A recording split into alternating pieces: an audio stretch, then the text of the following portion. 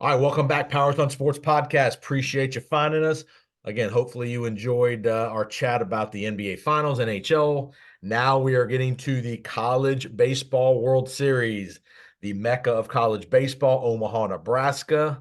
We are getting ready to start on Friday the eight-team tournament, the annual meeting gathering in Omaha. Hard to believe this is Omaha has been hosting the College World Series since 1950, which is incredible to think.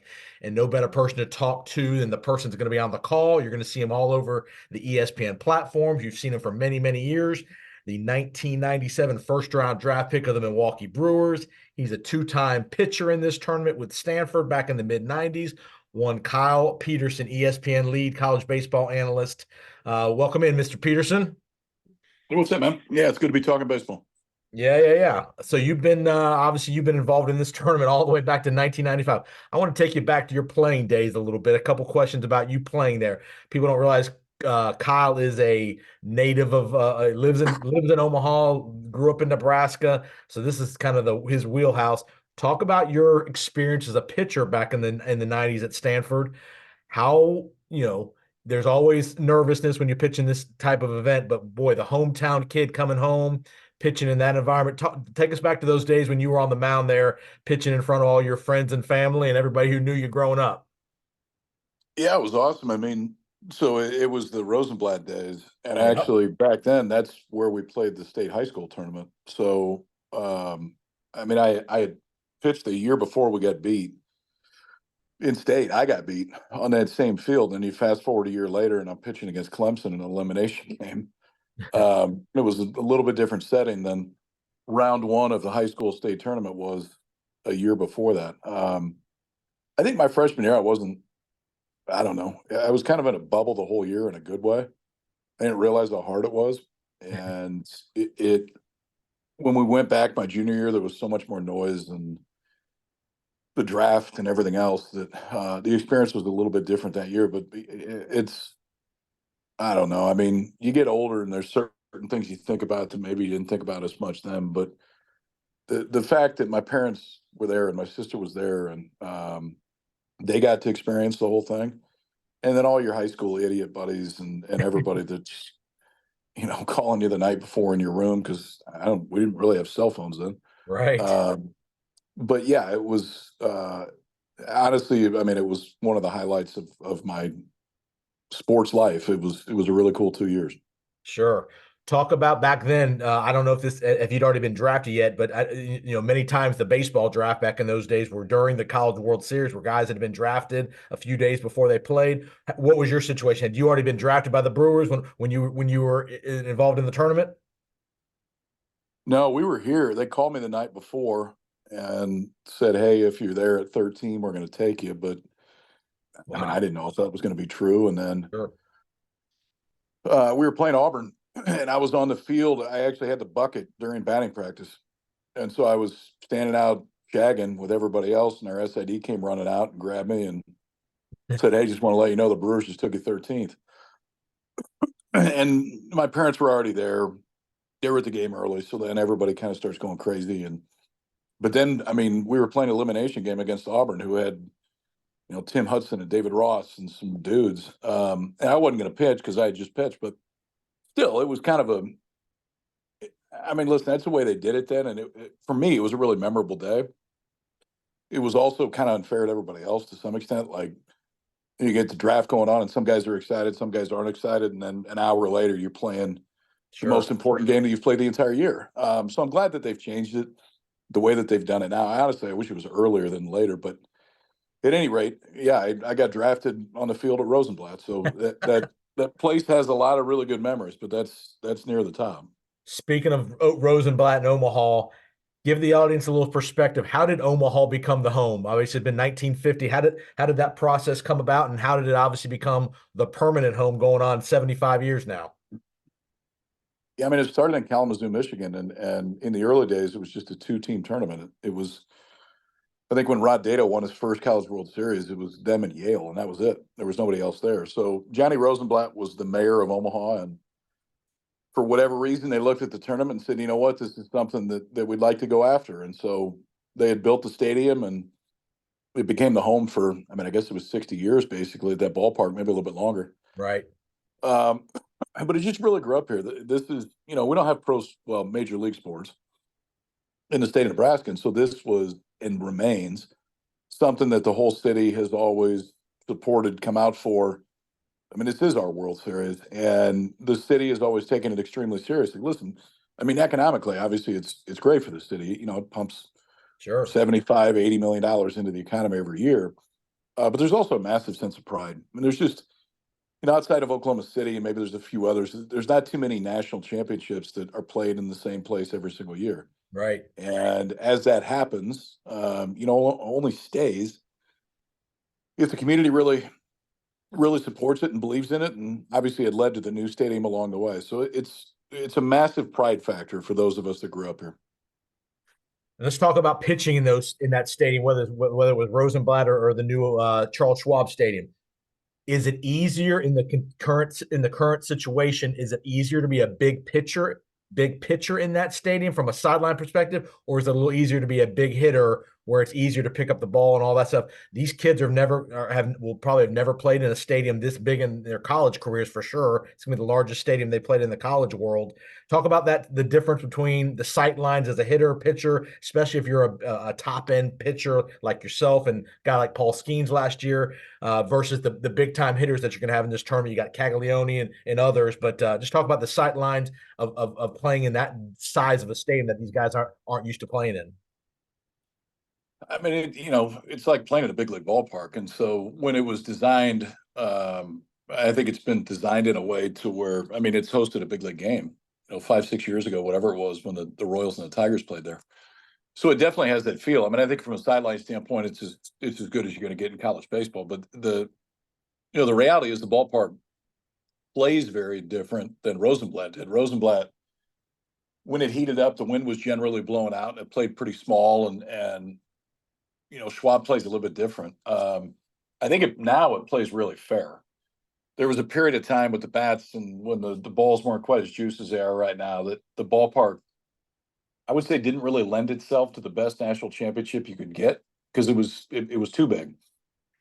Now, with the way that the game has changed, I think it's sized perfectly. If you get it, it's going to go. But you got to get it for the most part. So no, listen, it's different. It's more corporate. It doesn't have the Rockwell feel that Rosenblatt did. But at the end of the day, if you don't build it, you don't get a 25-year commitment from the NCAA to keep it in town. So it can't always be the way that it used to be. That's not really the world works. And I think, honestly, all things considered, it's an awesome home for a national championship. What style of play is kind of, in your view, covering this tournament for a new number of years in the new stadium? What's the kind of a style of play that seems to be most effective in your eyes? Is it more hit and run, or is it waiting on the 3-run homer, or a little bit of both? What kind of style of play do you think is kind of most effective? I mean, now that the ball travels a little bit more in the ballpark, I don't think it's not a negative to be a power team. There was a period of time that it was. That if you couldn't skill it up offensively, you probably weren't going to win. That's not the case now. I think now it really, if you could design what I would call a very fair ballpark to pitchers and hitters, I think that's really what you have. So what I like about it is it allows you to kind of be whoever you are. You don't have to. There's no style that when you show up, hey, we got to do more of this or less of this because the ballpark's is gonna force us to. I made a comment. It was the year that it was UCLA, and I don't remember who it was. And outfielders were playing glorified infield positions basically because nobody could hit it over their heads. I think there was 1 or 2 home runs the entire College World Series. That it felt like you played a whole year, and then you show up at the ballpark, and it'd be like going to the Final Four, and they said, "Hey, by the way, we're going to raise the rims to 11 feet." Everybody like, "What the hell are you talking about?" Like, it's different than we did the whole year. It was different than they had the whole year. It's not anymore. And so I think it allows that whatever your style is coming in, it can play to the ballpark. And that's, I think, what you would always hope for from a national championship, that people don't have to change based on venue or environment. And I don't think you have to anymore. All right, let's get on the field a little bit. Let's talk about the pressurized moments that these guys are going to be facing here in the next 9, 10 days. Talk about the pressure of being a big pitcher in the College World Series. We saw last year with Paul Skeens what he can do, and one huge arm, and we've seen what he's doing in the major leagues now. Is it more pressure on a big time pitcher to have to perform, or do you think the more pressure is on the big time hitter who's the cleanup guy? That guy's got 25, 30 home runs. What in this environment is it more of a more pressurized on the big pitcher or the big hitter? I don't think it's more on one or the other. I think the bigger thing is, and this is what we see every year, honestly, is people that just kind of get affected by whatever the environment is, and then you start trying to do things that you haven't done the entire year. And there's a reason that you get there. You get there because you're pretty damn good. And if you start trying to either be a team that you're not or be something on the mound that you're not, that's usually when the environment starts to get you a little bit different. I mean, the biggest thing is throwing strikes on the mound, and honestly, the biggest thing is hitting strikes when you're at the plate. And environment can affect you in a very different way when it comes to that, because the minute that your mind starts working in a different way than it has the whole year, it's amazing how much smaller the plate looks when you're standing 60 feet away. And you start hearing things that maybe you haven't heard during the course of the year. So those that tend to handle it the best, and usually those jitters get out of the way fairly early. But those that tend to handle it best are the ones that can kind of compartmentalize them. It's kind of like going back to Hoosiers, the movie, when he goes out and measures the rim and measures the free throw line, and Right. hey, it's the same thing. I think if you can put yourself in that mindset in this situation, and realistically, have a decent start to where the game doesn't start speeding up in your mind. Those are usually the ones that then allow themselves to go out and compete the way that they would over the course of the year. It's not easy as a coach to get your guys in that mindset, but if you can get there, you got to step up on a lot of other people. All right, listen to Kyle Peterson, lead college baseball World Series analyst for ESPN. He'll be covering the College World Series next 9-10 days, along with Carl Ravitch and company. You're gonna have a bunch of different guys on all the different platforms calling the games. You're gonna see them on Sports Center all throughout. So definitely check out the College World Series if you're not already attuned to doing that. Let's talk about a little on the field stuff. We got interesting tournament format this year. 4 ACC teams, 4 SEC teams. Nobody from the Big 12, nobody from the Big 10, nobody out west.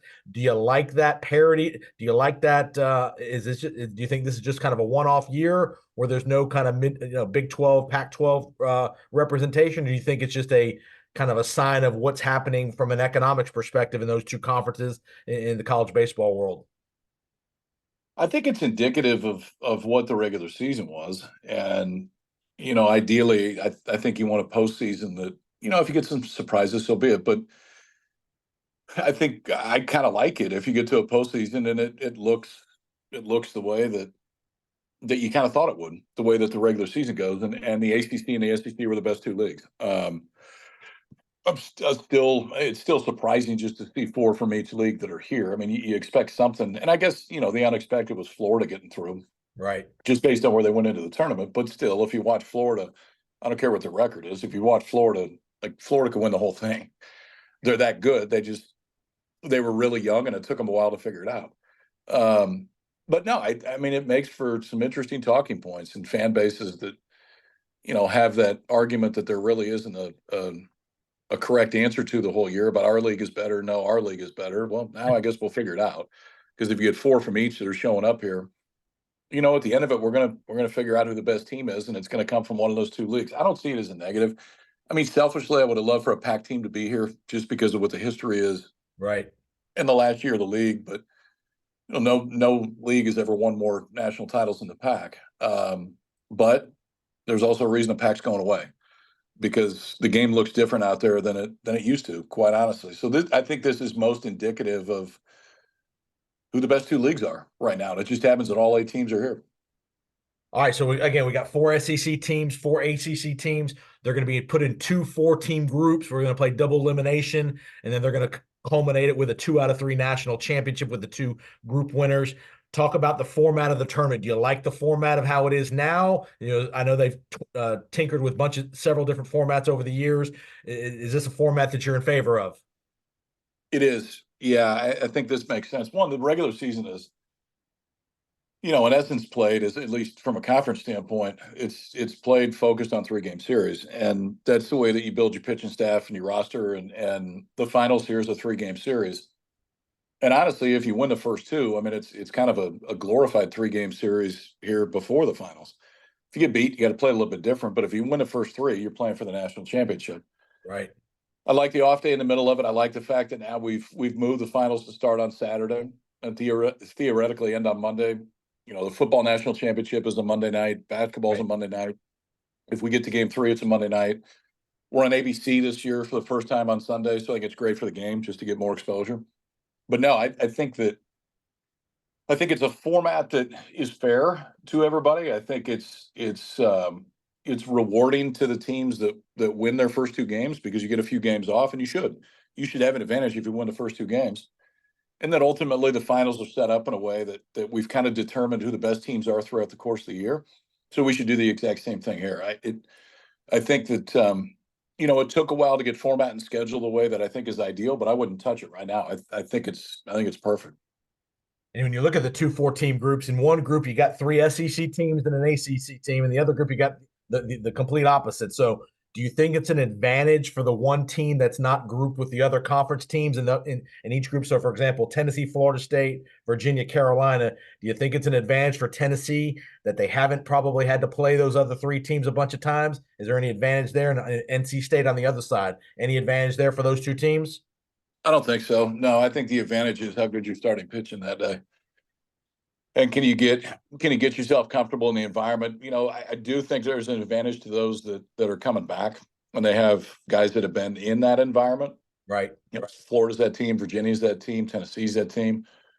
To where a lot of those guys have played in that ballpark. And I think it just allows you to slow your mind down a little bit quicker than maybe some that haven't. But no, I don't remember a year, and it may exist, but I don't remember a year to where you went in and you can make a very legitimate argument for all 8 teams to win it.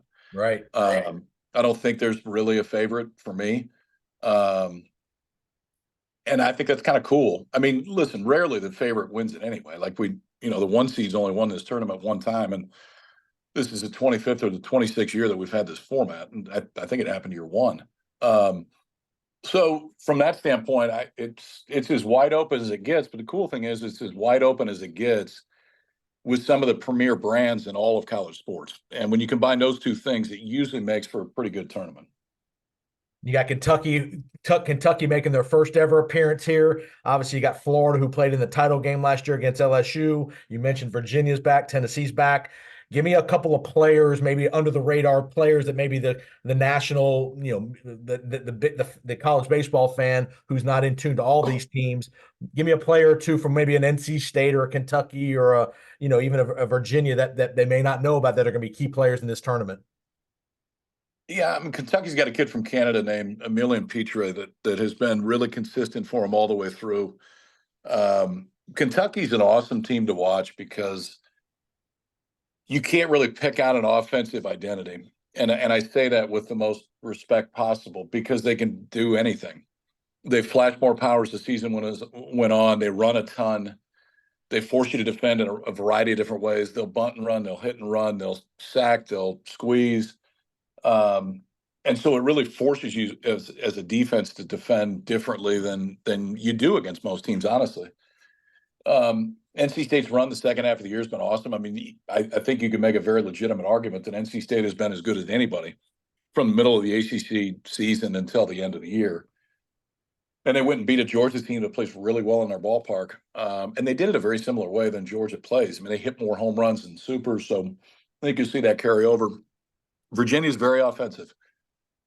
Maybe them and Tennessee are the 2 most offensive teams here. They got, I mean, honestly, a fair amount of guys that are going to play in the big leagues. I love, they got a freshman named Henry Ford that's having probably the best freshman offensive season anybody's had at Virginia. Griff O'Farrell's their shortstop that is kind of Mr. Virginia, like has been in the middle of their lineup all 3 years since he's been there. He should be a really good draft. But if you want to watch 2 real offenses, and there's others, but I think the 2 that'll stand out the most, it's Virginia, who it's kind of everybody. It's freshmen, sophomore, juniors, and then Tennessee. Christian Moore is the second baseman in Tennessee that should go in the first round. And if he doesn't get hurt, he's going to play in the big leagues for a long time. Tennessee's got plenty of thumb.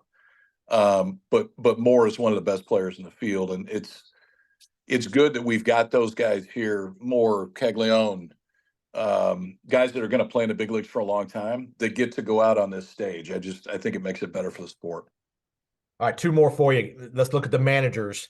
the head coaches. Talk about you got some pretty flamboyant personalities. You got Vitello at Tennessee. You got a guy like O'Sullivan at Florida who's won 9 straight regionals, which is incredible to think. Give me a couple managerial nuggets about some of the couple of these guys that could play a role here and how they manage their pitching staff, how they pinch hit, things like that. Maybe they change their style of play just a little bit. That's maybe unknown to their opponent.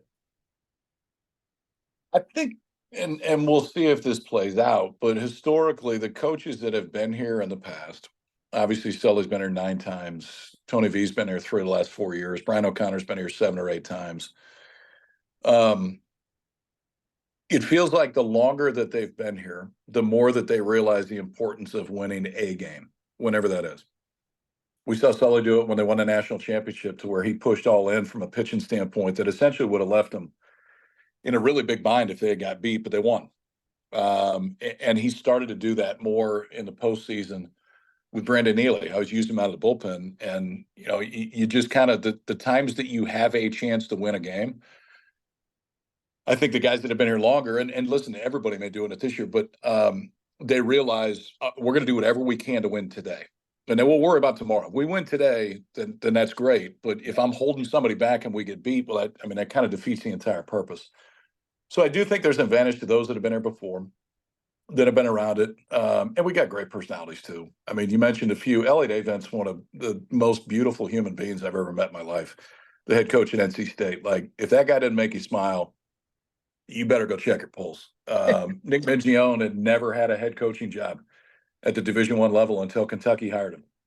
And that ain't an easy place to go build a program. Right. Because you got to do it against the rest of the SEC. Well, he's done it. It's the first time in the history of Kentucky baseball they've reached the postseason back-to-back years. Now they're in Omaha for the first time.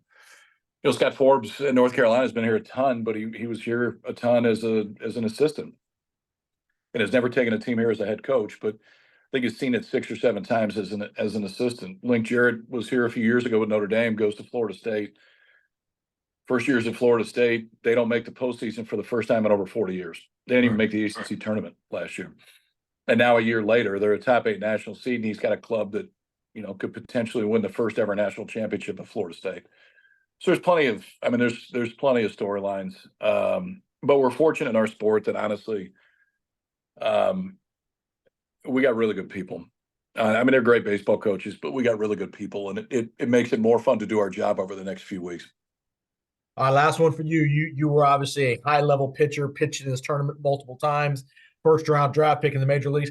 Give the audience a little sense of what Paul Skeens is doing. Obviously we saw what Skeens did at the tournament last year. Obviously he had a tremendous year all year, but a guy like that has acclimated himself to the major league level in the big leagues less than 2 months in minor league baseball. Talk about that transition for him and how hard that is, and kind of a couple of keys to his success. We know he's got a great arm, but you have to have some other things other than just a great arm to be that successful that quickly. Yeah, he's got a great baseball mind. He's one of the most physically talented college pitchers that I've ever seen in my entire life. So it kind of starts there, because you can have the greatest baseball mind in the world, but if you don't have a good arm, it really doesn't make any difference. You're going to be a coach. He's incredibly gifted, but I think his understanding of the game and how to utilize what he has. He's changed a fair amount at the big leagues. He's added a new pitch that's been huge for him since he's got there. He used his curveball a bunch more his last time out. Like, he thinks the game on a really high level, and he just happens to have some of the best stuff in the entire world. It's not a surprise to me. You could have taken Skeens straight to the big leagues and nobody would have blinked, because there's really not a whole lot more for him to learn in the minor leagues. You got to figure out what plays in the big leagues, and his stuff clearly plays, and then tweak it based on what it is. And I think you're going to see a few. There's 4 guys from last year's draft, 3 that played in the College World Series, that are in the big leagues right now. And that route is getting quicker for those that belong. Mm-hmm. We don't have Hagen Smith here from Arkansas. We don't have Chase Burns here from Wake Forest. I bet both those guys are in the big leagues next year. And it could be the same time frame. Hagen Smith statistically had actually a better year this year than Skeens had last year. But it's cool to watch those guys that have that quick ascension. Because when you see him on a collegiate field, we said it plenty during the broadcast last year, like, you are watching a major leaguer. Now, I know he's not there yet, but you're watching a major leaguer, and we're going to see plenty more of them this year. Well, Kyle Peterson, appreciate the insight. Great job. You're going to do a great job. You and the ESPN crew. Again, you'll be on all the platforms, ESPN, ESPN2. You'll be on ABC later on in the tournament. You can find Kyle on X at KP_Omaha. Appreciate the time, Kyle. Keep up the great work, and y'all have a great tournament in Omaha. All right, man. Looking forward to it. Thanks for having me. All right, we'll see you next time on the Powers on Sports podcast. Have a great week.